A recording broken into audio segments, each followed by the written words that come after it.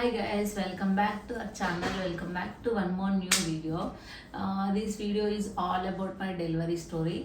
మీరు నా పాత వీడియోస్ అన్నీ చూస్తే నా ప్రెగ్నెన్సీ సిరీస్ స్టార్ట్ చేశాను, అన్నీ మీతో షేర్ చేసుకుంటున్నాను. సో ఈ వీడియో కొంచెం లేట్ అయింది బికాస్ డెలివరీ తర్వాత కొంచెం రెస్ట్ తీసుకున్నాను.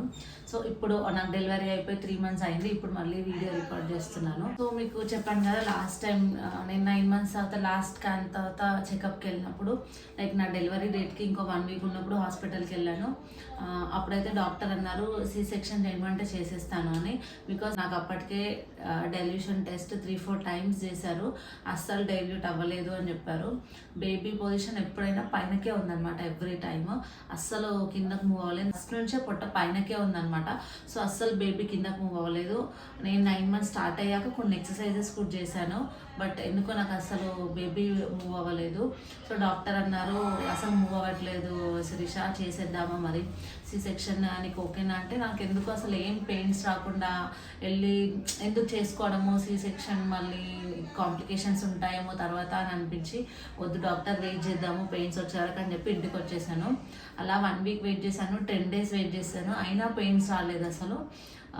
నాకు 9 months అయిపోయి 10 months స్టార్ట్ అయిపోయి 1 week అయిపోయింది కూడా, అయినా పెయిన్స్ రాకపోయేసరికి డాక్టర్ నాకు కాల్ చేశారు ఇంటికి, శిరీష వచ్చేసే ఇంకా చేసేద్దాము సి సెక్షన్, ఇంతకన్నా ఎక్కువ వెయిట్ చేయడం మంచిది కాదు. లైక్ బేబీ లోపల యూరిన్ పాస్ చేసిన, మోషన్ పాస్ చేసి బేబీకి తెలియకుండా స్వాలో చేసిస్తారు. సో అప్పుడు వాళ్ళకి మంచిది కాదు, చేసేస్తే మీకు కూడా మంచిది కాదు. ఇద్దరు హెల్త్ ఎందుకు డిస్టర్బ్ చేసుకోవడము. ఎలా అయినా కూడా బేబీ అంటే, నాకు డాక్టర్ అలా కాల్ చేసిన తర్వాత డాక్టర్ నాకు 1 day టైం ఇవ్వండి, నేను రేపు డిసైడ్ చేసుకొని మీకు కాల్ చేస్తాను అని చెప్పాను.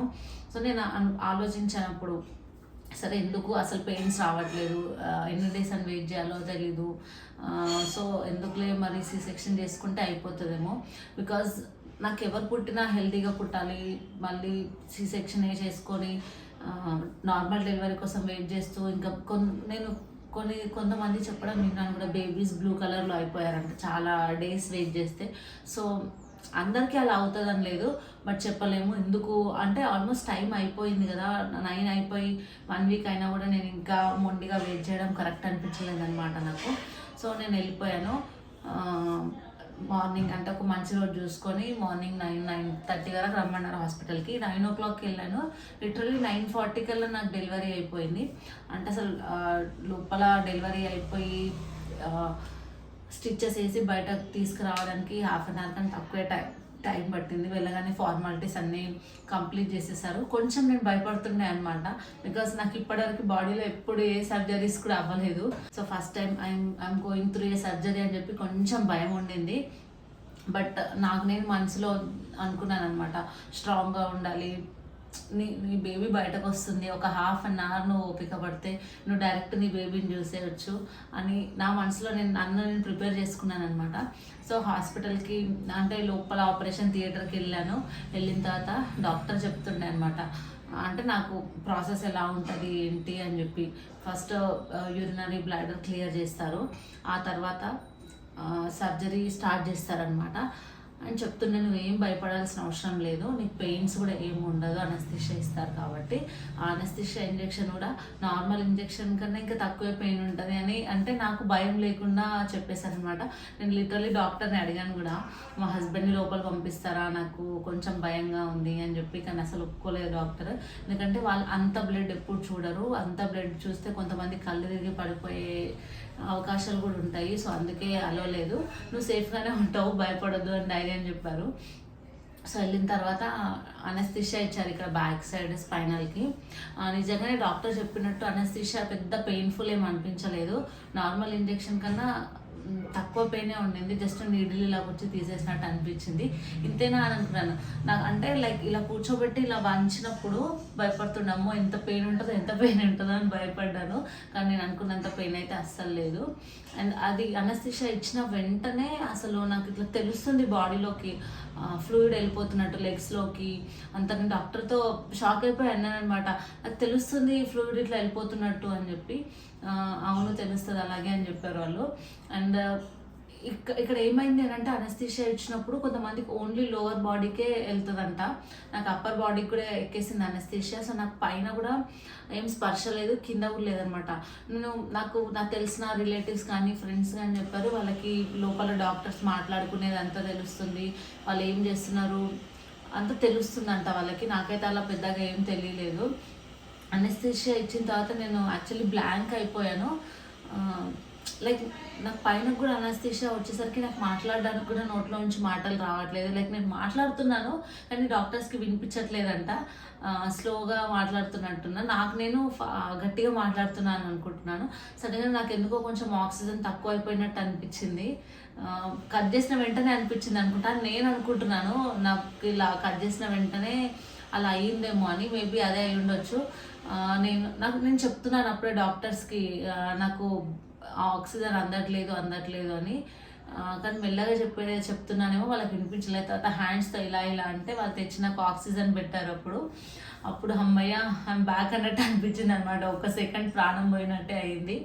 మేబీ అందరికి అలా అవ్వదనుకుంటా, బట్ నాకు పైనకి కూడా అనస్థీషియా వెళ్ళేసరికి అలా అయిపోయినట్టుంది.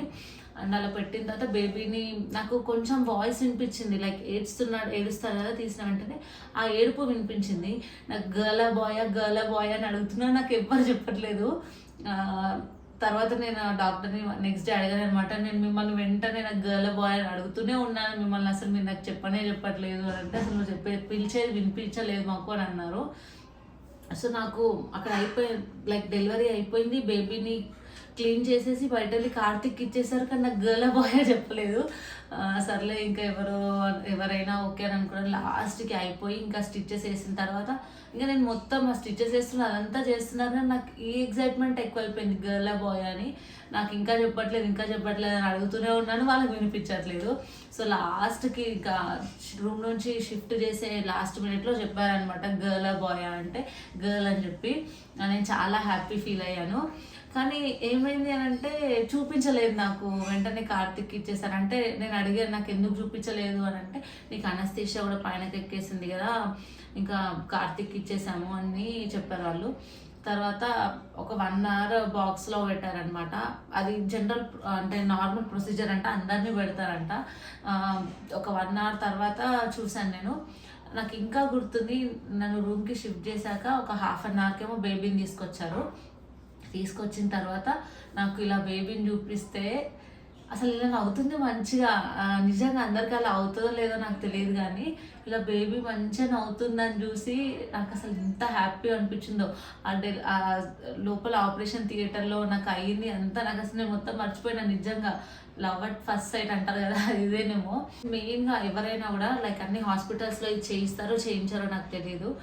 ఇప్పుడే లైక్ సి సెక్షన్ అయ్యింది, బేబీకి ఫీడింగ్ ఇప్పియొద్దు అని డాక్టర్స్ కొంతమంది చెప్తారేమో.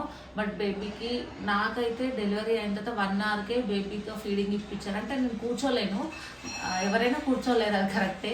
పడుకొని ఉన్నప్పుడే బేబీని ఇలా నా పైన పడుకోబెట్టి ఫీడింగ్ ఇచ్చారు. యాక్చువల్లీ అప్పుడే మిల్క్ ప్రొడ్యూస్ అవ్వడం స్టార్ట్ అవ్వదు, ఒక ఫస్ట్ 2-3 days వరకు.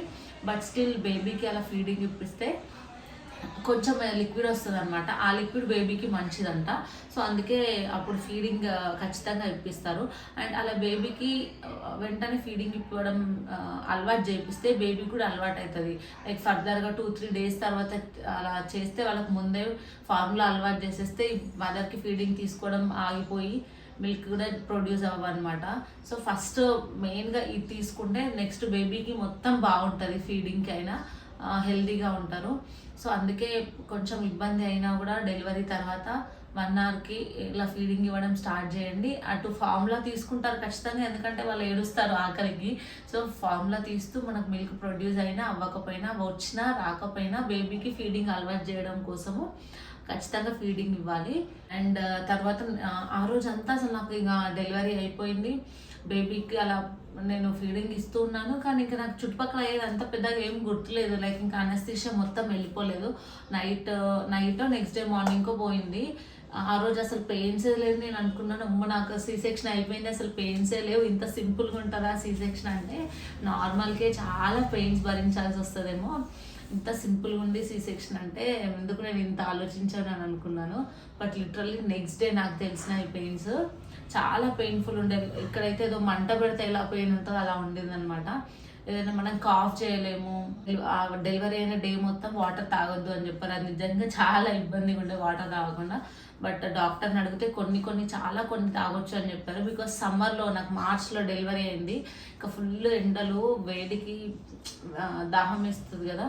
సో డాక్టర్ని అడిగితే సమ్మర్ కాబట్టి కొన్ని వాటర్ తాగొచ్చు ఫస్ట్ డే అని చెప్పారు. ఇంకా second day literally second day అయితే చాలా పెయిన్స్ తెలిసినాయి నాకు. అంటే second day morning doctor walking చేపిమంటారు. సో మార్నింగ్ ఎప్పుడైతే ఫస్ట్ టైం లేచి నించుంటామో అప్పుడు చాలా ఇబ్బంది ఉంటుంది, చాలా కష్టంగా ఉంటుంది. బట్ అప్పుడు మనం లేచి నడిస్తేనే తర్వాత నెక్స్ట్ డేకి ఆ తర్వాత డేకి మనం రికవర్ అవ్వగలుగుతాము. పెయిన్ఫుల్ ఉంది అని చెప్పి నడవలేదు అని అంటే చాలా ఇబ్బంది అయిపోతుంది తర్వాత. సో మీకు ఎంత పెయిన్ అన్నా ఏమైనా కూడా ఒక్కసారి లేచి నిల్చున్నారు అని అంటే ఇంకా సగం ఫ్రీ అయిపోతారు, సగం బర్డెన్ పోతుంది. సో ఇబ్బంది అవుతుంది, హెల్ప్ తీసుకోండి పక్కన వాళ్ళది, కానీ కొంచెం వాకింగ్ చేస్తే అప్పుడు సెట్ అయిపోద్ది. టోటల్గా 5 days ఉన్నాను హాస్పిటల్లో. 5 daysలో సెకండ్ డే నుంచి వాకింగ్ స్టార్ట్ చేశాను. థర్డ్ డే ఫోర్త్ డేకి ఎవ్రీ డే గడుస్తున్న కొద్దీ కొంచెం నాకు ఇంప్రూవ్మెంట్ తెలిసింది. This is all because of walking.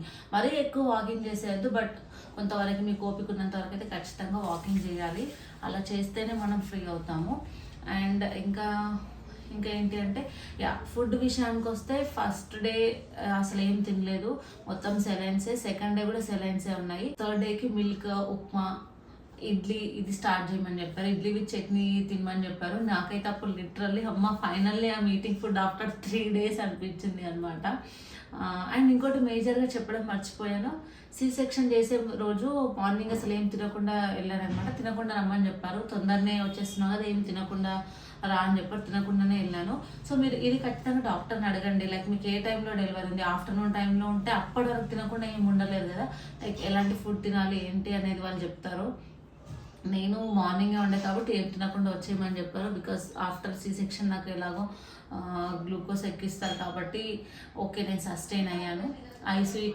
ఐసీయూలో ఉంచడం అలాంటివి అయితే ఏం అవ్వలేదు. బై గాడ్స్ గ్రేస్ ఇద్దరము హెల్దీగానే ఉండే అనమాట. 5th day డిశ్చార్జ్ అయ్యేటప్పుడు కన్ఫర్మ్ చేసుకోండి డాక్టర్తో బేబీ ఆల్ ఓకే అని. బికాస్ మన గురించి మనకి ఏమన్నా అయితే మనం చెప్పగలుగుతాం, బట్ బేబీస్కి వాళ్ళకి ఏమైనా కూడా మనకు తెలియదు. ఖచ్చితంగా చిల్డ్రన్స్ డాక్టర్ దగ్గర బేబీ ఆల్ ఓకే అని చూపించుకోండి. కొంతమందికి ఐస్ రెడ్ ఉంటాయి అనమాట.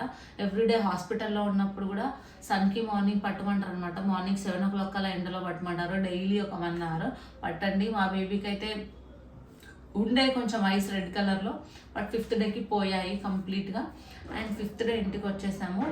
వాళ్ళు డిశ్చార్జ్ అయ్యేటప్పుడు కూడా మనకు ఐరన్ ట్యాబ్లెట్స్, విటమిన్ ట్యాబ్లెట్స్ కొన్ని ఇస్తారు. అవి ఖచ్చితంగా వేసుకోవాలి. బికాస్ మన బాడీలో నుంచి చాలా బ్లడ్ పోతుంది కాబట్టి ఖచ్చితంగా ట్యాబ్లెట్స్ యూజ్ చేస్తేనే మనం రికవర్ అవ్వగలుగుతాము. కొంతవరకు రికవర్ అయ్యి మనం హెల్తీగా ఉంటేనే బేబీని హెల్తీగా చూసుకోగలుగుతాం కదా. సో అందుకే ట్యాబ్లెట్స్ అయితే అస్సలు నెగ్లెక్ట్ చేయొద్దు. ఇది అనమాట నా డెలివరీ స్టోరీ. అండ్ ఈ వీడియో మీకు నచ్చిందని అనుకుంటున్నాను అండ్ ఇన్ఫర్మేటివ్గానే ఉంది అని అనుకుంటున్నాను. So please do like, share and subscribe to my channel. Bye bye. Will meet you next video.